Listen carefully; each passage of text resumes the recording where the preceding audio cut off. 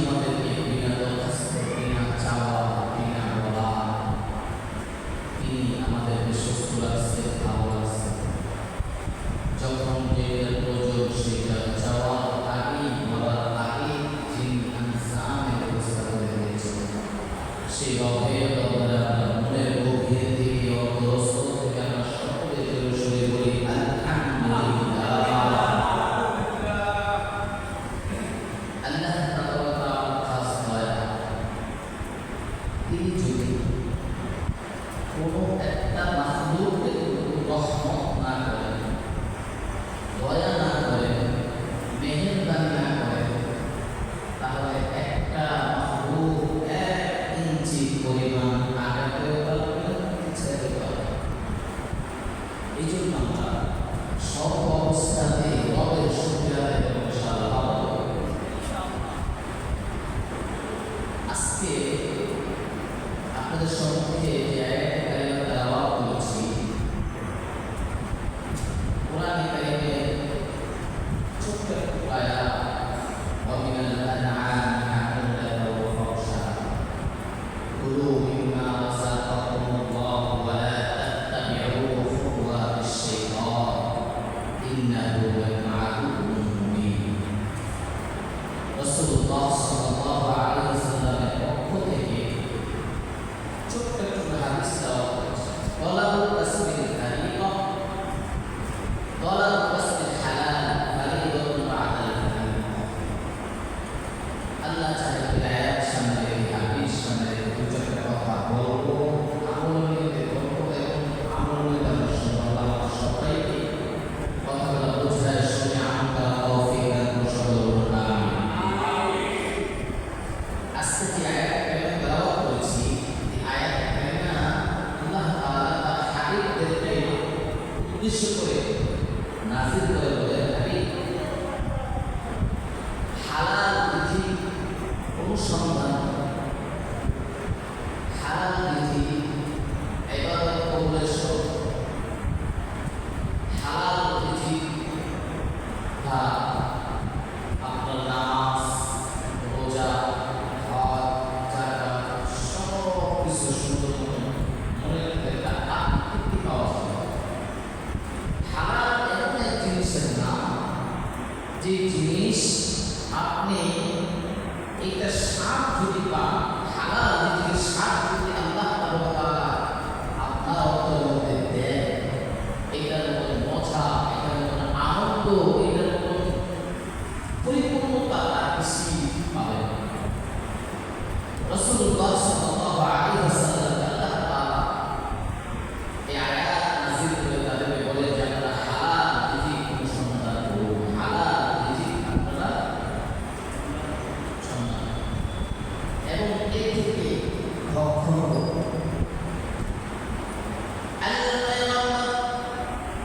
সরকার দো আলম সাইয়্যিদুল মুরসালিন খাতামুন নবিয়্যিন, আমার নবী আপনার নবী দো জাহানের বাদশাহ সরকার দো আলম, তিনি সাহাবায়ে কেরামকে নিয়ে এমন সুন্দর করে তাদেরকে বুঝিয়ে বললেন, সাহাবায়ে কেরাম, হালাল বিধি তোমরা অনুসন্ধান করো, আর হালাল বিধির মধ্যে আল্লাহ তাআলা এত পরিমাণ বরকত রাখছেন, এই বরকত আর কোথাও খুঁজে পাওয়া যায় না। আল্লাহ তাআলা যেটা বললেন, আইয়ুহাল্লাযীনা আমানু, হে ইমানদারগণ,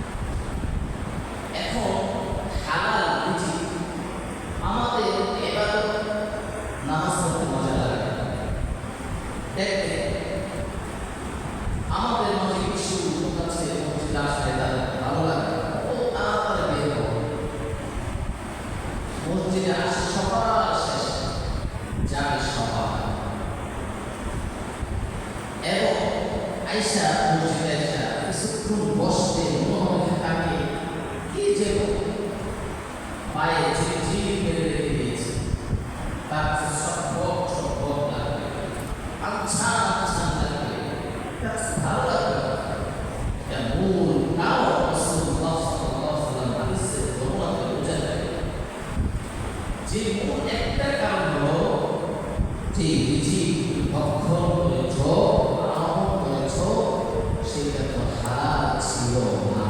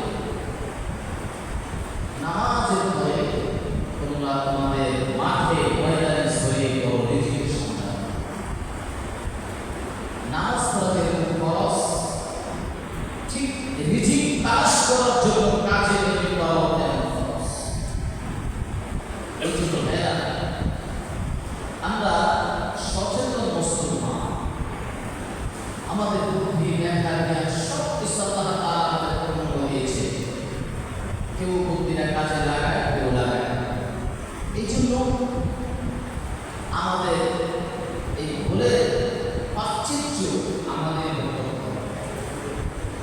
আল্লাহ তাআলা যতগুলো মাহবুব পৃথিবীর জমিনে পাঠিয়েছে, একমাত্র মানুষদেরকে এই বিবেক বুদ্ধি মেধা সব পূর্ণ দিয়েছে, কিন্তু হিংস্র প্রাণীকে আল্লাহ এটা দেন না। এখন যদি আপনি নিজে বুঝে শুনে আমল না করেন, আপনি ওলামায়ে কেরামকে কোরআন দিয়া হাদিস দিয়া দেখে বুঝে বুঝা বলে যদি আপনি শুনবেন তো না ওই বড় উকিলের সাথে আপনি উল্টা রিয়াকশন যাবে কেন বলবি কথা বলবো তো বলে না মুরব্বীকে বলেছে আপনার মালিক মুরব্বীকে দায়িত্ব দিয়েছে তুমি এই কথা তাদের কানে পৌঁছে পৌঁছে দাও আমার পক্ষ থেকে, সেই দায়িত্ব মুরব্বীরা পালন করে। আর হাসরের ময়দানে আল্লাহ তাআলা কোনো মানুষকে একা একা ডাকবেন না, ইমামকে ডাকবেন তার মুসল্লি সহকারে, বিশ্বাসকে ডাকবেন তার মুক্তি ভরে মুরিদকে সহকারে। জিজ্ঞেস করবেন তুমি কিভাবে চলছো, তোমার চলার গতি কিরকম ছিল, তোমার ধরন কিরকম ছিল, তোমার চলার ধরন গতির ধরন সম্পূর্ণটাকে আমার রাসূলের সুন্নাহ মোতাবেক ছিল। যদি সুন্নাহ মোতাবেক থাকে তাহলে তুমি পাপ পেয়ে যাবে, আর যদি সুন্নাহ মোতাবেক বাইরে হয় তাহলে পাপ থেকে বাঁচতে তোমার যেতে হবে। ডান দিকে জান্নাত, বাম দিকে জাহান্নাম, তখন যত কথাই করে কোনো কথা কাজে আসবে না। এই জন্য রাসূলুল্লাহ সাল্লাল্লাহু আলাইহি ওয়াসাল্লাম বলেন, তোমাদের মধ্যে সর্বোত্তম ওই ব্যক্তি যিনি নিজে কোরআন পড়ে এবং অন্যকে শিক্ষা দেয়। এই কোরআন এমন এক জিনিস, এই কোরআনের কারিম যদি আমার বুকে জড়ায় রাখি তাহলে বুঝবো কোরআন আমার পুরো রাস্তায় নিয়ে যায়। যখন তোমার বলে ওয়ামা মিন দাব্বাতিন ফিল আরদি ইল্লা আলাল্লাহি রিজকুহা ইল্লা আলাল্লাহি রিজকুহা ওয়া ইয়া'লামু মুস্তাকাররাহা ওয়া মুস্তাওদা'aha কুল্লুন ফি কিতাবিন মুবিন। আল্লাহ কোরআনে উল্লেখ করেন, ইমাম কুতুবী তার কিতাবে লেখেন, এই আয়াতের তাফসীর লেখেন, এক আল্লাহ বান্দা রাসূলুল্লাহ সাল্লাল্লাহু আলাইহি ওয়াসাল্লাম আল্লাহ পয়গম্বরের কাছে মক্কা থেকে মদিনায় যাবে দেখা বিশাল এক কাফেলা, এই কাফেলা রাস্তায় চলছে। বেশ কিছু দূর যাওয়ার পর তাদের মধ্যে যে খাবার ছিল, তাদের যে পানি খেয়ে চলে ইত্যাদি যা কিছু তারা নিয়ে গিয়েছিল, সব কিছু শেষ হয়ে গেছে। এখন তাদের ওখান থেকে রাসূলের দরবারে যে বেশ সময় লাগবে, এখন তাদের খাবার দাবার সব হয়ে গেছে। দুইজন লোককে একটা কমিটি বানিয়ে একটা গঠন কইরা আল্লাহ রাসূলের কাছে পাঠাইছে, তুমি আল্লাহ রাসূলের কাছে যাও। রাসূলকে যা বলবো, আল্লাহর পয়গম্বর আপনার কিছু সাহাবী মক্কা থেকে আপনার কাছে আসতেছে, রাস্তায় তাদের খাবার পানি সব কিছু শেষ হয়ে গেছে। ও আল্লাহর নবী, আপনি যদি দয়া করে তাদের কিছু খাবারের ব্যবস্থা করে দিতেন, তাহলে সবার জন্য ভালো হয়ে যেত। সাহাবী দুজন রাসূলের দরবারে গেছে। রাসূল আল্লাহর কোরআন সামনে নিয়ে এই আয়াতটা পড়তেছে, ওয়া মিন দাব্বাতিন ফিল আরদি ইল্লা আলাল্লাহি রিজকুহা ওয়া ইয়া'লামু মুস্তাকাররাহা ওয়া মুস্তাওদা'aha কুল্লুন ফি কিতাবিন মুবিন। রাসূল তেলাওয়াত করতেছেন, আরবি ভাষা বোঝে, তর্জমা বোঝে। ওই সাহাবী শুনে বলছেন, হায় আল্লাহ, আল্লাহর কাছে যদি এত সুন্দর রিজিকের ব্যবস্থা থাকে, আল্লাহ তো পুরা কায়নাতের রিজিকের জিম্মাদারি নিয়েছে, সমস্ত মাখলুকের রিজিকের জিম্মাদারি নিয়েছে, তাহলে আমরা কেন নবীর কাছে বলবো না, নবীর কাছে বলবো না? আমাদের চাইতে আল্লাহ পাক আরো যত মাখলুক বানাইছে, তারা আল্লাহর কাছে অসম্পূর্ণীয় নয়।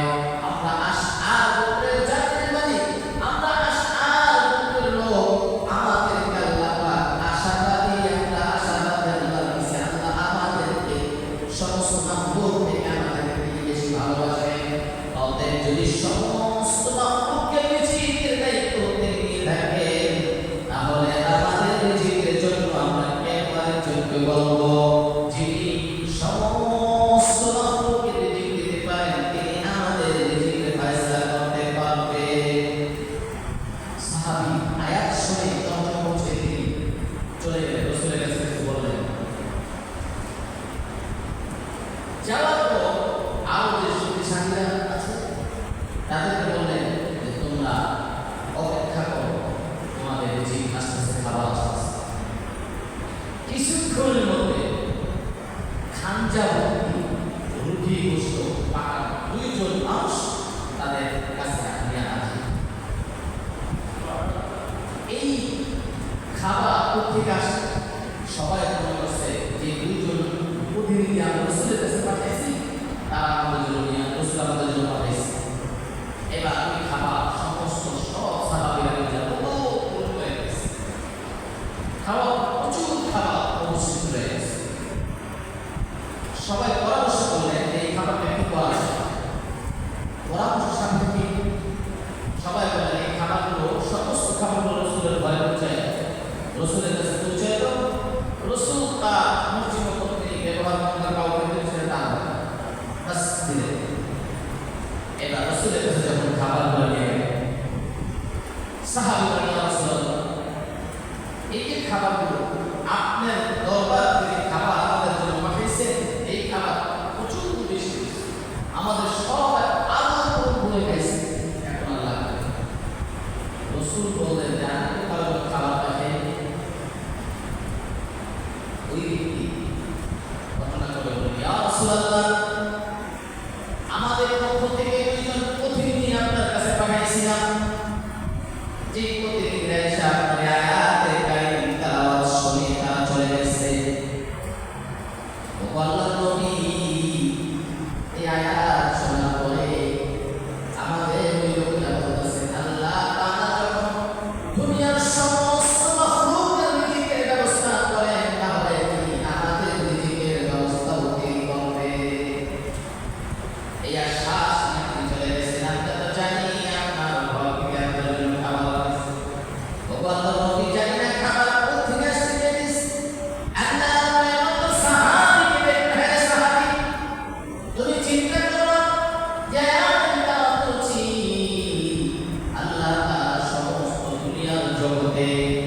যত মাখলুকাত আল্লাহ সৃষ্টি করেছেন, যা কিছু বানাইছেন, সমস্ত মাখলুকের দিকে দায়িত্ব আল্লাহ নিয়েছেন। এই চূড়ান্ত এই খাবার আসমান থেকে দুইজন ফেরেশতার মাধ্যমে তোমাদের জন্য আল্লাহ পাঠাইছেন। তোমরা খাইছো, এবার এই খাবারগুলো আমাকে দাও। এই জন্য মুসলমান ভাইরা, হালাল রিজিক যদি আপনি অনুসন্ধান করতে গেলে কষ্ট হয়, দেরি হয়, তাহলে কি করবেন?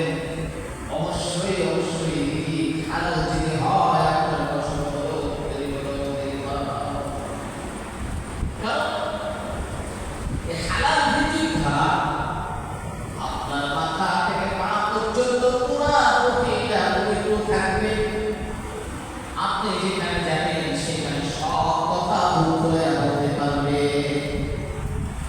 হালাল রিজিক খাওয়ার একটা উপায় হলো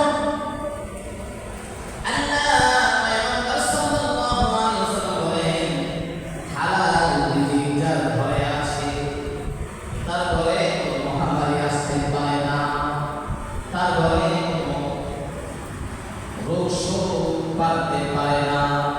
হালাল রিজিক এমন এক পদার্থ, হালাল রিজিক এমন এক জিনিসের নাম, যেটা আপনার রক্তের মাথা রক্ত পায়ের নিচে ধরে রক্ত পানি করার টাকা উপার্জন করে কষ্ট করে খাইতেছে। আসলে ময়দানে এক লোকমার বিনিময় আল্লাহ তাআলা আপনাকে এত আনন্দময় জান্নাত দেবেন, যেটা আপনি কোনোদিন কল্পনাও করতে পারেন নাই। তাহলে ছোট্ট একটা ঘটনা শুনতে হবে। ঘটনাটা কি হলো?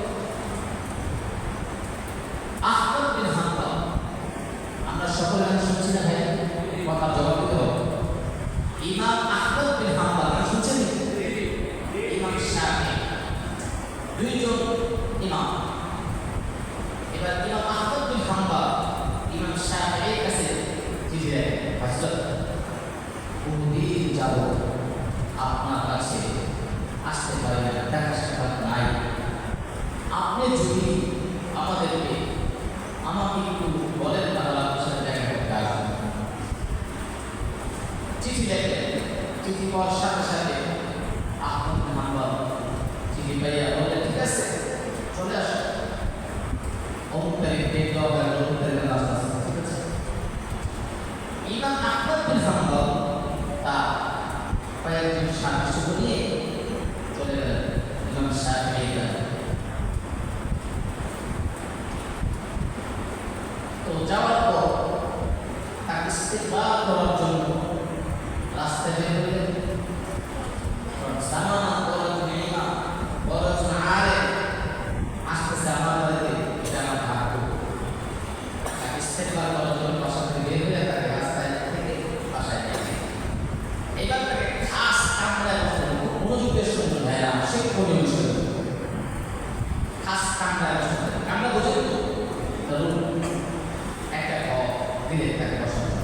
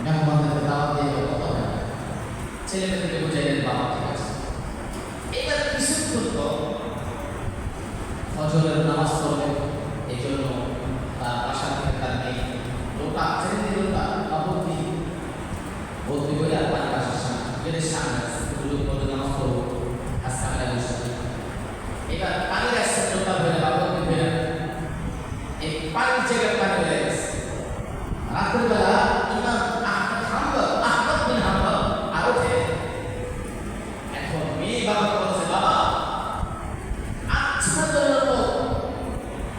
তিনি একবারে ইমাম, এত একজন আল্লাহর ওলি, এত বড় আলেম, জামানার শ্রেষ্ঠ আলেম, এইভাবে খাবার খাইল, ঠিক আছে, কিন্তু কোথায় গেল তার ফজর, কোথায় গেল তার তাহাজ্জুদ? বাবা তুমি কার সাথে মিশো? মেয়ে কথা সেটা বাবা হতো। আচ্ছা ঠিক আছে, তুমি ওর সাথে ইমাম শাফি আস্তে করে ঘরে ঢুকে সালাম দিয়ে বললেন, এই অবস্থা তোমার কবে থেকে? কারণ আমি তো জানি তুমি বড় আল্লাহওয়ালা, তোমার কোনদিন তাহাজ্জুদ মিস হয় না, ফজর মিস হয় না। কি সমস্যা হয়েছে আমাকে বলবো।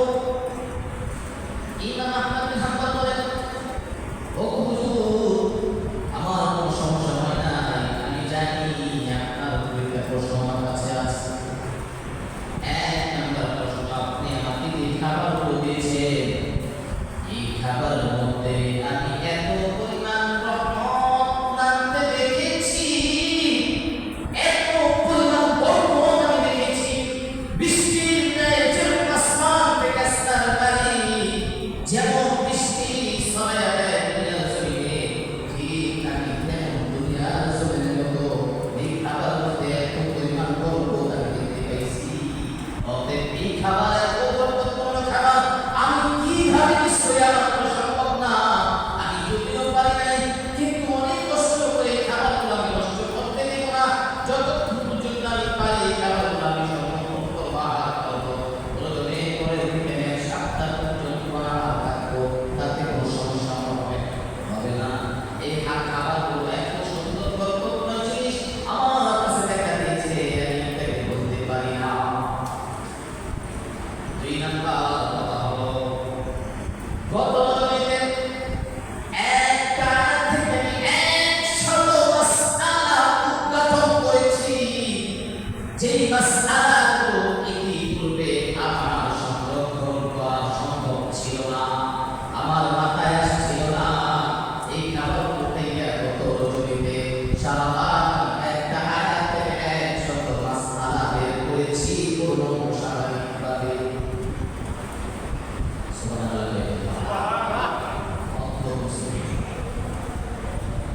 হালাল রিজিকে বরকতটা কি দেয়?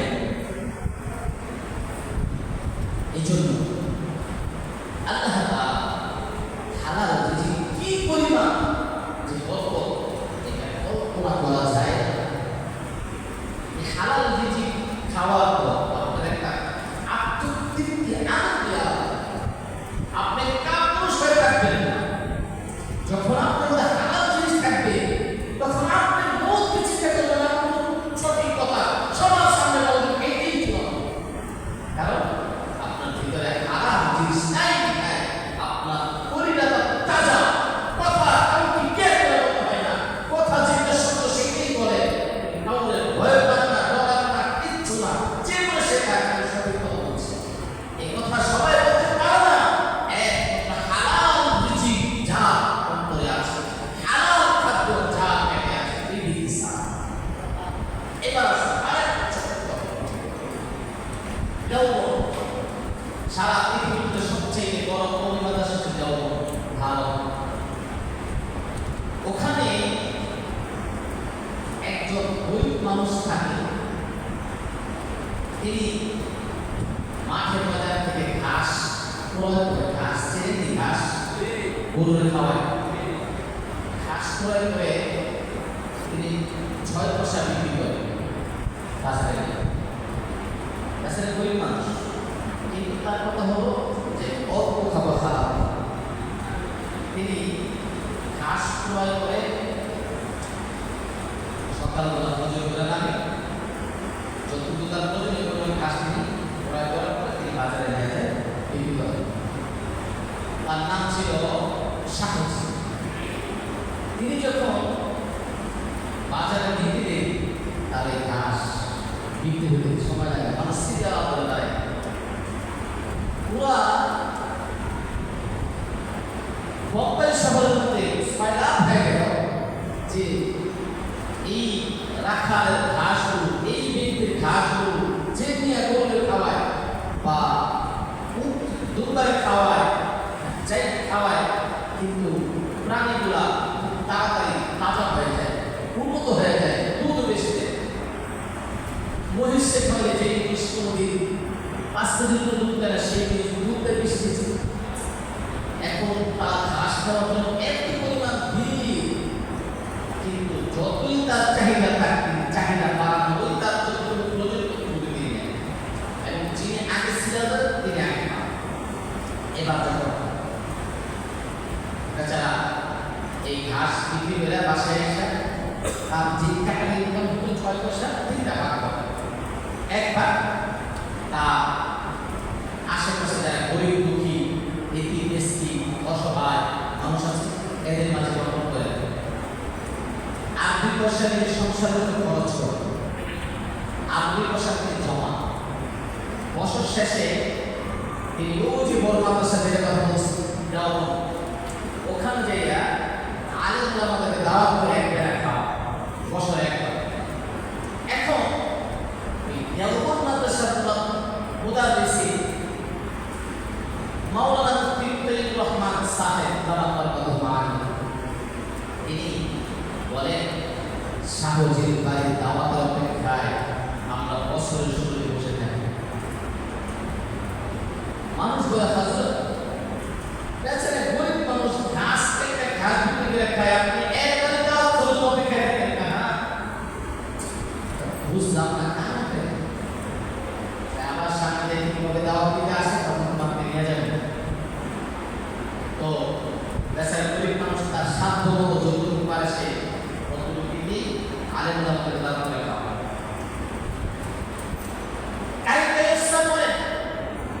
শাহজির বাড়িতে এক বেলা খাবার খাইয়া যখন আমি কিতাব ইস্তেদা করতে বসি, কিতাব মুতালা করতে বসি, আমি দেখি যত বড় বড় সমস্যাগুলো হয় আমার কাছে পূর্ণাঙ্গ আয়নার মতন চকচকা ক্লিয়ার হয়ে যায়। যতক্ষণ পর্যন্ত ওই বাড়ির খাবারটা আমি খাই, ওই দিন থেকে 3 মাস পর্যন্ত আমার এত আনন্দ লাগে, এত ভালো লাগে, কোনোদিন আমলে এত মজা পাই না, তেলাওয়াতে এত মজা পাই না, মানুষকে তেলাওয়াত করে শুনে এত মজা পাই না, মানুষকে এত বেশি ভালোবাসতে পারি না যে ভালো লাগে তার বাড়ির খানা খাওয়ার পরে পাই। ইবাদত করতে মজা লাগে, তেলাওয়াত করতে মজা লাগে, নামাজ পড়তে মজা লাগে, এত পরিমাণ আমার মধ্যে আনন্দ তৃপ্তি হয়, এই তৃপ্তিগুলো আমি গোটা সময় কোথায় যাই খুঁজে পাই না। ঘটনা করবেন ওই আল্লাহর বান্দা আরেক বাড়ির দাওয়াত খেয়ে চলে গেছে, মাদ্রাসার পাশে বিশাল অভিনব, কিন্তু ওই ব্যক্তি সুদের সাথে জড়িত। ইয়াকুব রহমাতুল্লাহ তার বাসা নিয়ে লুকমার খাবার খাওয়া মাত্র হঠাৎ তার ঘরের মধ্যে যাই অর্ধেক গেছে, অর্ধেক যাই মাঝখানে গেছে। এবার আমি খাবো না, কি নোটে খাবার না খাইতে হবে, খাবার নষ্ট করা ভালো না। করে বলেন ঠিক আছে, কিন্তু তোমার খাবারের মধ্যে কি যেন ভেজাল আছে, আমি খাবো না। ইয়াকুব রহমাতুল্লাহ বলেন, এক লোকমা সামান্য খাবার আমার অন্তরে ঢোকা মাত্র আমি দেখি পুরা জগৎ অন্ধকার হয়ে যায়। আমার নামাজ পড়তে মজা লাগে না, তেলাওয়াত করতে মজা লাগে না, কোরআন শরীফ পড়তে ভালো লাগে না। ইতারের সামনে গেলে ততটুকু এখান থেকে চলে আসবো, সব কিছু অন্ধকার হয়ে যায়। মূল কথা, হালাল রিজিকের বরকত কিন্তু অসীম, অনেক অনেক। হারাম যত বেশি হোক, হারামের কোনো দাম আল্লাহর কাছে না। আপনি হারাম যত কোটি টাকার মালিক থাকেন, যা থাকেন, আল্লাহর কাছে এক ইঞ্চি কোনো দাম নাই। হালাল ভাবে যদি আপনার একটা সনের ঘর থাকে, এই ঘরটা আল্লাহর কাছে তার কাবা চাইতেও দামি। এই জন্য মুসলমান অনুরোধ করে বলি, ভাই কষ্ট নিয়েন না, অনুরোধ করে বলি আঘাত নিয়েন না। যাদের মধ্যে সমস্যাগুলো আছে, আল্লাহর জন্য, নিজের জন্য, আল্লাহকে খুশি করার জন্য, নিজেকে বাঁচানোর জন্য হালাল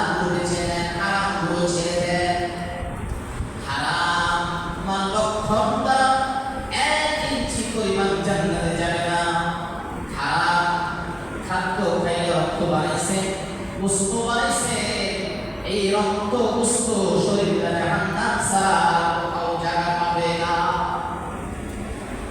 এই জন্য মুসলমান ভাইরা হালাল রিজিকের যে বরকত, হালাল রিজিকের যে তাকওয়া, আল্লাহর ভয়, এইটা আপনি অর্জন যদি করতে চান তাহলে হালাল খাদ্য খেতে হবে। নবীদের আল্লাহ তাআলা আয়াত দ্বারা বলেন, ইয়া আইয়ুহা রাসূল কুলু মিনাত তাইয়্যিবাতি ওয়া'মালু সালিহান ইন্নী বিমা তা'মালুনা আলীম।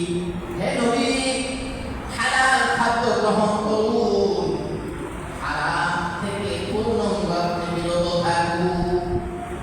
এইটাই আপনার জন্য পূর্ণাঙ্গ কাজ, এইটাই আপনার জন্য এক নাম্বার কাজ। তাহলে আমরা যদি চিন্তা করি হালাল ছাড়া খাবো না, দেখবেন আপনি হালাল খাবেন, কম খান, মরুক বলো না যে আলু লাল খান, রিক্সা চালায় খান, বুদ্ধি দিয়ে খান, খেতে মজুরি দিয়ে খান, দুঃখ নাই, হারাম খাবার খাইবেন। এবার মাওলানা আশরাফ আলী থানভী রাহমাতুল্লাহ আলাইহি তিনি তার বক্তব্যে একটা কথা উল্লেখ করেছেন, এই হালাল হারামের বিষয় খুব মনোযোগ দিয়ে শুনতে বুঝতে পারবেন। তিনি বলেন, আমার কাছে আমার এক মুরিদ আসলো, আয়েশা আমার বলে, হযরত আমার জন্য একটু দোয়া করেন, আল্লাহ যেন আমাকে একটা দিনদার পরহেজগার মুত্তাকি একজন পুত্র সন্তান দান করেন। ঠিক আছে, চলো যাবো আল্লাহ দিন। এবার তিনি তাকে দুইটা কথা বলেন, এক নম্বর মিথ্যা বলবা না, দুই নম্বর হারাম খাইবা না। কথা বুঝেননি? দুইটা ওয়াস্তি, মিথ্যা বলবা না আর হারাম খাইবা না। মিথ্যা যদি আপনি না বলেন তাহলে আপনি জীবনে কোনো গুনাহ হওয়ার সম্ভাবনা থাকে না, আর হারাম যদি না খান তাহলে আপনি কথা দেখলে। এবার মরিদ যখন ঈশ্বরের কাছে এই দুঃসহ নিয়ে চলে গেলেন, যে স্ত্রীকে বললেন, শোনো আমাদের দাম্পত্য জীবন এখন শুরু, হুজুর বলছেন দুইটা কাজ করতে। এক নম্বর কাজ হলো মিথ্যা বলা যাবে না, আর দুই নম্বর কাজ হলো হারাম খাওয়া যাবে না। থাকবো কাছে আল্লাহ পুত্র, ওই দাম্পত্য জীবনে কিছুদিন পর একটা পুত্র সন্তান হলো। এবার পুত্র সন্তান যখন একটু বড় হইল, বাবার সাথে চলাফেরা করতে পারে, এই অবস্থায় সন্তান নিয়ে বাবা বাজারে যাচ্ছে। কিছুক্ষণ পর রাস্তার কিনারে এক ব্যক্তি খাঞ্জা ভর্তি বড়ই আছে না, বড়ই না বসা। ওই বাচ্চা তো 7-8 বছর, কি বুঝে, একটা খাওয়া বড়ই নিয়ে আসছে, নিয়ে মুখে দিয়ে যাচ্ছে। এখন বাবা তাকে দেখে, কি ব্যাপার, আমি তো কোনোদিন ওর মাকে বিয়ে করার পরে খারাপ খেয়ে, আমি তো কোনোদিন মিথ্যাও বলি নাই, এইটা তো ঠিক আছে। কারণ কি, ওই ব্যক্তি বাজারে যাওয়া বন্ধ করে বসে গেছে, তারপরে একটা নিয়ে বাসায় বলতে, যেমন বিবি কি সত্যি কথা বল, কি তোমার সন্তান রাস্তায় চলতি অবস্থায় আর একজনের ঘরের ভিতরে থাবা দিয়ে মুখে দিয়ে ফেলছে, এটার কারণ কি, কোথায় পেয়ে আসো আসো বলো। মা বলতেছে, দেখো দোষ না, দোষ আমার, দোষ আমার, কি দোষ বলো, তাড়াতাড়ি বলে আসতে এই দৌড়ে তোমার সাইজ করা হবে। দেখো দোষটা হলো এইটাই আমার দোষ, যখন এই বাবুরা পেটে ছিল আমি আমাদের বাড়ির সাইড থেকে হাঁটাচলা করছি, তো পার্শ্ববর্তী বাড়ির একটা বড়ই গাছের ডালা ছেড়ে দিয়ে আমরা একটা ডালা আমাদের বাড়ির আঙ্গিনায় চলে আসছে, তা আমি ওখান থেকে একটা বড়ই ছিঁড়ে খাইছিলাম, বুঝেন নাই, ওখান থেকে একটা বড়ই আমি ছিঁড়ে খাইছি। এই গরুকে খাওয়ার কারণে মনে হয় এই আজকে আমার সন্তান পেয়েছি। হিসাব আছে। এই জন্য মুসলমান ভাইয়েরা, আপনি হারাম যদি খান, আরে হারাম খেয়ে সন্তান জন্ম দিছে, আল্লাহর কসম এটা সন্ত্রাস ছাড়া, চাঁদাবাজ ছাড়া, গুন্ডা ছাড়া, বদমাশ ছাড়া, ইজ্জত ছাড়া কিচ্ছু হতে পারে না। আপনি খাইলে হাত পাহা ছাক পাতা আগে কি সন্দেশ কথার জবাব দেন, কথা বুঝতে আপনি যেরকম কর্ম করবেন ঠিক আপনার প্রতিফল সেরকমই হবে। মানুষের কর্মের ফল আমি তাদের হাতে দিয়ে রাখি। যে যেরকম চলতে চায় দুনিয়ার জমিনে আল্লাহ তাদেরকে ওরকম চলার রাস্তা করে দেয়, সহজ করে দেয়। আপনি যদি চিন্তা করেন হারাম ছাড়া চলতে পারি না, আল্লাহ হারাম ছাড়া আপনার কপালে কিচ্ছু রাখবে না।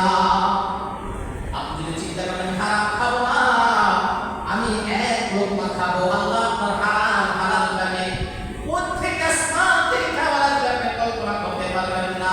পরীক্ষার জিনিস পরীক্ষা করে দেখতে পারেন, তাকওয়ার উপর থাকতে পারে। যখন এই তাকওয়া অবলম্বন করবে যে আমি আল্লাহর কসম করে বলছি হারাম খাবো না, আল্লাহ যদি আমাকে না খাওয়ার কারণে পৃথিবী থেকে নিয়ে যায় চলে যাবো, তারপর হারাম খাবো না, আল্লাহ তাআলা এমন ফয়সালা করবেন এমন এক মাধ্যমে যেটা আপনি কোনদিন কল্পনা করতে পারবেন না।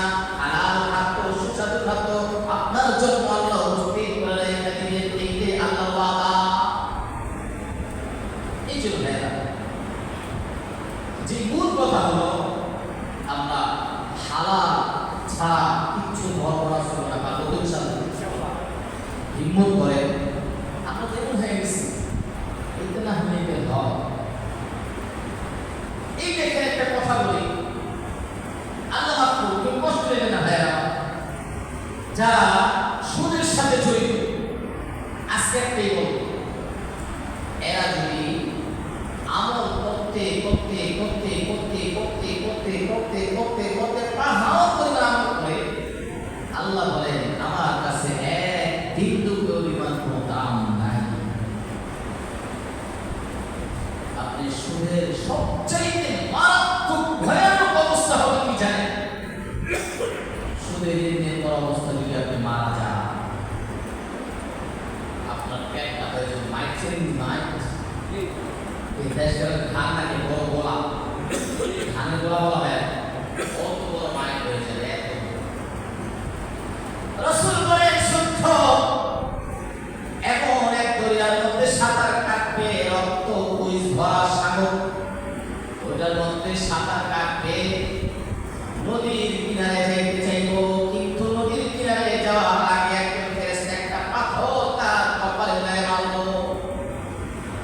কোনায় যেতে পারে না, ওখানে যাবে, আবার ওখান থেকে মারবে, কোনায় আসবে, এই কোনা থেকে আবার মারবে, এবং তার একটা বিশাল গায়ের মতো হবে। এটার মধ্যে হাজারের উপরে পরিমাণ সাপ আল্লাহ এই সুন্দরের পেটের মধ্যে ধারণ করাবে, আর বলবে তুমি দুনিয়ার জমিনে আমাকে ভোগ করেছো, আমি সেই দুনিয়ার সম্পদ আজকে তোমার সামনে হাজির হয়ে গেছি। এই জন্য ভাইরা, আর মারাত্মক মারাত্মক ভয়ানক ভয়ানক অবস্থা। এই জন্য আমরা এখন থেকে একটু প্রতিজ্ঞা করি, আমরা সুদ খাবো না, মিথ্যা বলবো না, ঘুষ খাবো না, কষ্ট করে চলবো, আল্লাহর জন্য কদিন বাঁচতে পারি, আমি কয়দিন বাঁচবো, দুনিয়াতে আমাকে কি থাকবে, আমি এখন যদি চলে যাই আসল রাখলে আমার কবর দিয়ে আসবে, আমার কথা দেখে যদি মারা যায় হয়তো আমার পরিবার পরিজন এসে কান্দাকাটি করবে, সৌদের বলবে কাকা যে বেকার মারা গেছে আপনি সে ভেঙে দাদা করে দেন, বসে বসে করে গেলে আপনারা খালি নিয়ে জোরে খেয়ে শেষ কথা বলবো। এই জন্য ভাইয়া, বিশ্বাসের উপর বিশ্বাস আছে, আল্লাহর জন্য কষ্ট নেবেন না বাবা, আমার ভাইয়া অনুরোধ করেছি, কষ্ট নিয়ে প্রত্যেকটা কথা কোরআন সুন্নাহ ভিত্তিক একটা কথা বানায় যদি বলি, আল্লাহ আমার জীবনকে আগে রেখেছে আগে কাটবে। এই জন্য আমরা যদি ভুলে থেকে থাকি সংশোধন হয়ে যায়। মৃত্যু খুব মারাত্মক, মৃত্যু হবে, মৃত্যুর জন্য কেউ আল্লাহ আমাদের বোঝার আমরা তৌফিক দান করুন। এবার আরেকটা কথা বলি, মহররম মাস কিন্তু শুরু হয়ে গেছে। মহররম আলোচনা আমি গত আগে শেষ করে দিয়েছি, আপনাদেরকে সতর্ক করে দিয়েছি যে মহররমের রোজা আছে, নফল রোজা। এটা করলে অনেক সওয়াবের অধিকারী হবে, না করলে গুনাহ হবে না, কিন্তু করাটা জরুরি। 9, 10 বা 10, 11 10 তারিখটা রাখবেন, 9, 10 বা 10, 11 দুইটা রোজা রাখবেন। আর এই মাসের যে কোনো একটা রোজা রাখবেন, এই দুইটা। আরেকটা আমল হলো 10 তারিখে নিজের ছেলে মেয়ে বিবি বাল বাচ্চা যারা আছে অন্য দিনের চেয়ে 20 দিন একটু খাবারের ইন্তজাম ভালো করবে, পোশাক একটা ভালো দিবে, কিছু ভালো বাজার চাষার করবেন, আদর আপ্যায়ন করবেন। আল্লাহ তাআলা ওই একটা রুসিলায় সারা বছর আপনাকে পূর্ণাঙ্গ যা যা করছেন ওই পরিমাণ সওয়াব তো দেবেনই, এবং যতটুকু প্রয়োজন আল্লাহ